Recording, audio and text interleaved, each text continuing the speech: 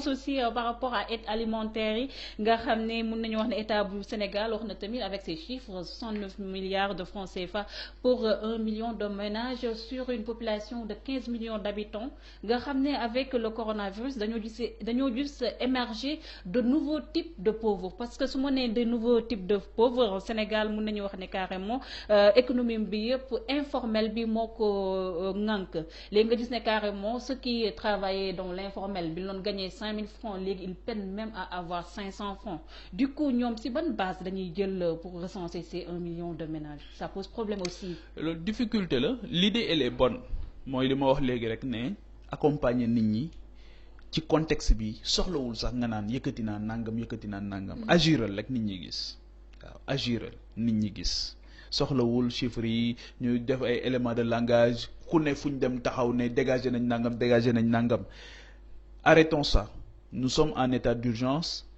ci benn guerre sanitaire bu ñu nekk soxlawuñu politique fii ñu toll nii li ñu soxla mooy nit ñi soulagé wu ci lii ba jàll ci leneen parce que Covid bi dafa ñëw fekk ñun dañoo amoon ay yeneen Covid sax yu tuddul Covid tey jii dama lay jox benn exemple xoolal yeneen pathologie yeneen feebar yi nga xam dañ daan rey lu bari Sénégal mais tey jii imagineel ñi nga ci xam ne amuñu woon fu ñu fajoo fu dul hôpitalu Fann nga xëy ñu ne la léegi tëj nañ Dakar même bu fekkee nee nañ autorisation nit ki mën na koo am mais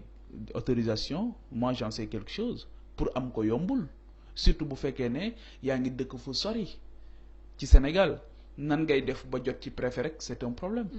nan ngay jot ci ba mu diligentel la comprendre sa feebar comprendre ne fii nga war a ñëw c'est un problème yombul c'est ça la vérité am këyit Sénégal moo gën a jafe jot ci kilifa Sénégal moo gën a jafe yaa ngi dégg donc imaginez ñooñu ñëpp nekkoon te fii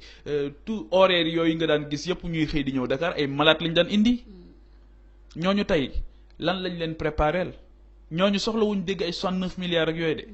ñoom li ñu soxla dégg mooy ndax ñun suñu rendez-vous dinañ ko mën a def. te aide alimentaire boobu man ñu ngi ko répartir parce que déjà dinaa la 10 litres d'huile ñaari saako ceeb 5 kilos pâte alimentaire donc en fait est-ce que c'est sérieux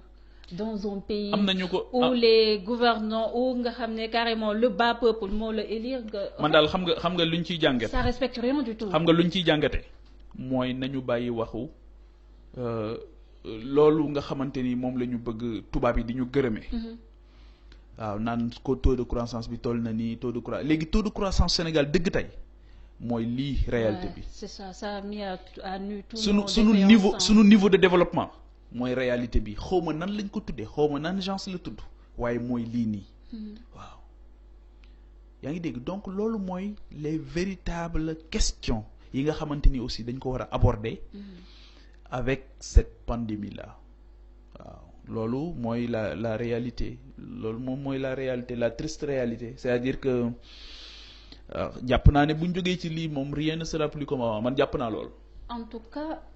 am na beneen enveloppe bu ma jaaxal aussi Pape Djibril moo nekk enveloppe bu mu jagleel diaspora bi 12,5 milliards de francs CFA pour diaspora bi man lan moo ëlëm sama xel c'est par rapport ak ventilation bi nu muy def la ba ventiler ko ba nu muy def ba distribuer ko parce que xam nga ne ñun suñu diaspora bi ils sont dans l'informel wala sax bu ñu bëggee am des papiers c'est un peu compliqué bu ñu war a baser ci carte consulaire yi moom c'est mort. c'est pas un peu c'est très compliqué c'est-à-dire que côté boobu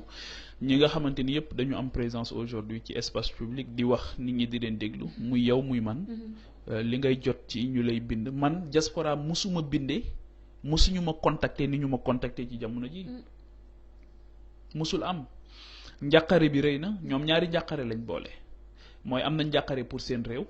waaye am na njàqare pour seen bopp ci seen wér-gu-yaram déjà ndax lii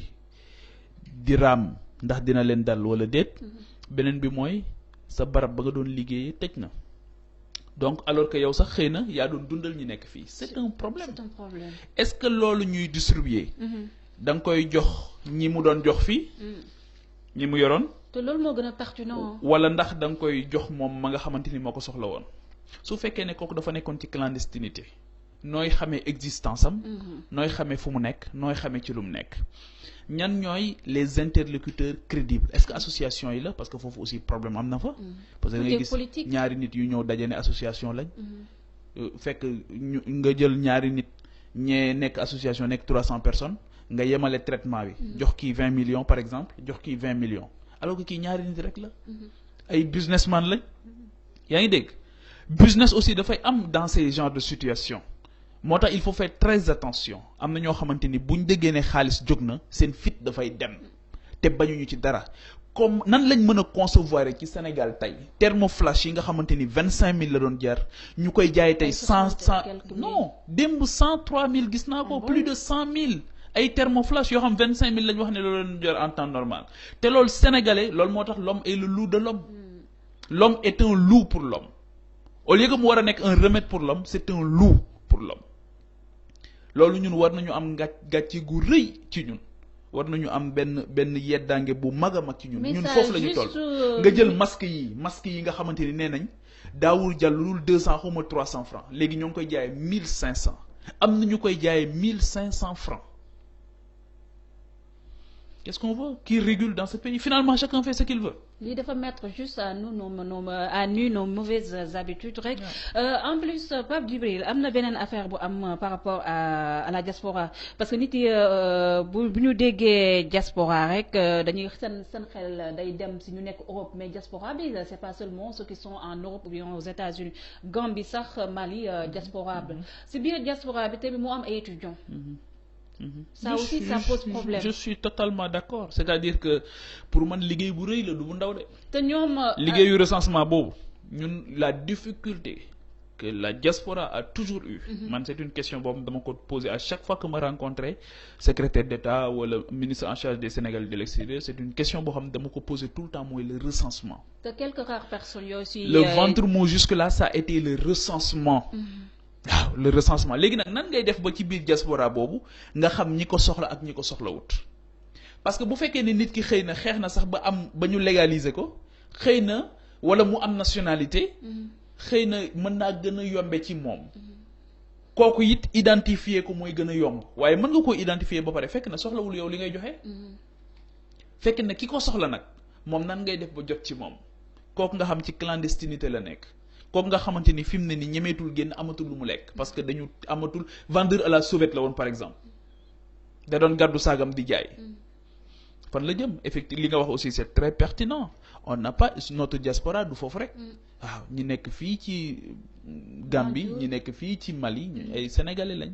te ñoom it ci diaspora bi la ñu bokk nan lañ leen di traité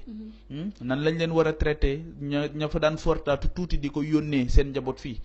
nan la seen njaboot di dundee tey bu fekkee ne ñoom nee nañ leen mënatu leen liggéey dëkk yooyu sax amagul confinement dëkk yi nga xam dafa am confinement total c'est un gros problème c'est un gros souci. te am na sax ñuy ajouter ñenn ci ñoom de part et d'autre ñoom ñi ngi wax ne déjà rek 12,5 milliards yi bi leen ko joxee ça va créer un problème entre ñoom parce que ñu ci war a jotee duñ ci jotee en plus bu ñu defee par rapport ak taux d'échange beeg tralala yu ci am yëpp mun nañu wax ne sax 30 € rek lay doon du doon dara ci ñoom am na sax ñu ci dem indi say idées yu pertinent ne pourquoi pas l'État du Sénégal jaarale xaalis bi ci yoon construire hôpital boo xam ne digne de son nom ñoo xam ne lii diaspora bi moo fi dugal. c'est intéressant aussi ça. loolu yëpp tey jii boo demee ci vers la zone du nord. di nga fa dem dëkk yoo xam la fa nekk yëpp diaspora bi ñoo ko tax. waaw comme ay Kédougou Tamba. la fa nekk yëpp am na sax dëkk yoo xamante ni tey. diaspora bi tabax na fa ay hôpital ba mu sotti te amuñu personnel de santé ñu tabaxal état ba mu sotti ne ko ñun personnel rek lañ la laaj te yow amoo personnel bi. loolu am na Sénégal. am na Sénégal donc diaspora musul arrêté di bàyyi xel Sénégal lii ñu génne aussi ñi génne idée boobu yéene la mais je vous assure que am na ñu ko soxla guddi te nekk ci diaspora bi ñooñu wax seen xalaat c'est très bien pour man waaye fii ñun mënuñu fay tabax hôpital mu pare ñu jëfandikoo ko ci moment bii nii day gëwma ne mën nañu loolu ci contexte d'urgence bi ñu nekk nii surtout ceux qui sont en Afrique parce que ñu nekk sa ci diaspora bi Europe ak yooyu ak Italie ak Espagne ak France ci enquête yu ñu def ñoom am neen possibilité ñu am ay 700 € de dons alimentaires donc ñu nekk Afrique ay Congo ay Banjul wala sax Mali ñooñu amin loolu pour man ñooñu côté boobu foofu la état war a gën a accentuer. C'est un gros travail bu xamante ni war nañu ko def waaye encore une fois diaspora li ko gën a sonal bokk na ci ni ñu nommé ay politique ci yenn poste au-delà même des députés ci yenn poste yi nga xamante ni politique waru koon occupé moo nekk consulat yi dafa nekk tendance te su boobaa boo duggee ci politique rek yàlla mën na laa nattu ci ngay poursuivre benn électorat di poursuivre beneen ambition bëgg ku la gërëm bëgg ku la waxal li nga def waaw te contexte bi nekk ñu foofu de ñi ñuy jox aide bi par exemple Sénégal joxuñu fi kenn aide pour muy gërëm qui que ce soit yéen a ko moom seen alal la il faut que nit ñi comprendre loolu seen alal la luñ leen jox yéen a ko moom kenn mayu leen ko kenn mayu leen ko loolu aussi il faut que ñoom ñu comprendre ko. mais ils sont pas éduqués aussi il faut pas ñu benn côté ñu leen di vouloir par rapport ak seen inconscience parce que boo amee une population boo xam ne elles sont pas assez averties aussi lu ko politicien jox rek dafa yaakaar ne ci baaxam la. xam nga li Gelwaar doon wax dafa am solo. Gelwaar li mu doon wax dafa am solo gis nga am na ndimbal loo xam buñ la ko joxee nañ la koy joxee dee sax moo ko gën. wallaay. donc moo tax ma ne. ci joxin bi nañu xool bu baax dignité ñu préserver dignité bi saytu ko bu baax xool ci yàlla tamit waaw tappale moom baax na ci jamono ju ne waaye baaxul ci jamono ji Covid de Covid du baale tappale de. Juste rappeler aux internautes qui nous suivent un peu partout sur notre page Facebook Sénégal 7 ou bien sur notre page YouTube yéen a ngi seen édition spéciale Covid-19 et je suis avec Pape Djibril Fall de la TFM Pape Djibril dafa mel ni Covid-19 bi am na beneen message boo xam ne jox na ko président de la République par rapport ak nu mu loon jël rek marché yi di loon ko jox entreprises yi nga xam ne ce sont des entreprises étrangères parce que dañuy gis ne carrément des entreprises comme la Sonatel bien vrai que mun nañu wax ne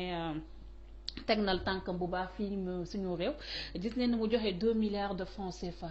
te 2 milliards yi sax gars yi ñu naan 250 millions la jël teg sur la table. yeneen 188 millions yi Sonatel neen da koy jël aménager pour hangar bu président de la République waxoon. te loolu moom c'est un projet boo xam ne c'est out parce que réquisition ne neen ay hôtel mu nekk mbir moo xam ne dafa naqadi observateur yi wala sax la population sénégalaise ban jàngat nga ci am Sonatel qui fait un chiffre d'affaires de 1086 milliards de francs CFA en 2019 jox 250 millions sur la table ça pose problème. waaw mais dafay wax nga dëgg ne dafa war a poser waat beneen question xam nga question bi muy poser mooy ndekete jamono dina toll foo xamante ni kenn ku ci nekk sa bopp rek nga mën a compter. waaw tey jii est-ce que da ngay mere ñoo xamante ni yow yaa leen jox lépp moomoo leen jëndoo leen